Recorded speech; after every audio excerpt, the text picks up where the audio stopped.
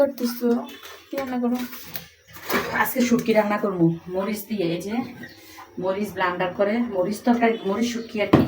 মরিচ তরকারি এই যে ডাঁটা শাক, শুটকি, চাপা শুটকি, সিম, বেগুন, কাঁচা টমেটো, আলু সব একসাথে করে পাঁচ মিশালি সবজি। সবজি না শুটকি। পাঁচ এটা মিশালি আগে শুটকি। আমার রান্না করতে যে অনেক ভালো লাগতো। তারপরে এই দেখ দেখ দেখ এই যে শুটকি, অনেক মজা হবে খাইতে।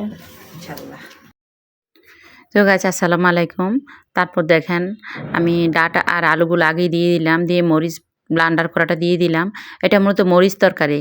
আগে আমার আম্মা খুব মজা করে এটা রান্না করতো।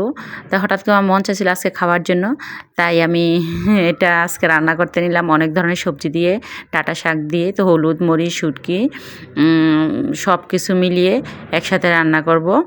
মরিচ বাটাও দিয়ে দিলাম। তো এগুলোর জন্য একটু আদু সিদ্ধ হয়ে আসবে, তখন আমি সবজিগুলো সব একসাথে, যে শুটকি সবজিগুলো সব, বেগুন সব কেটে নিয়েছিলাম, কাঁচা বেগুন সব একসাথে আমি পাতিলের ভিতর দিয়ে দিব। তারপর দিয়ে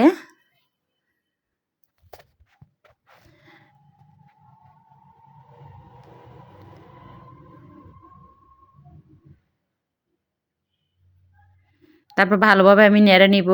ঢাকনা দিয়ে সিদ্ধ করে যখন আসবে তখন ভালোভাবে আমি নেড়ে নিব। দেখেন কত সুন্দর দেখাচ্ছে।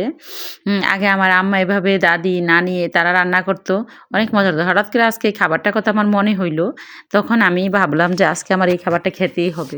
তা আমিও যেই কথা সেই কাজ, তখন এটা আমি রান্নার জন্য প্রস্তুত হয়ে গেলাম। তো এটার সাথে যদি সিমের বিচি বা কাঁঠালের বিচি দেওয়া যায় আরও মজা হয়, কিন্তু তা বাসায় ছিল না, তা আমি দিতে পারি নাই।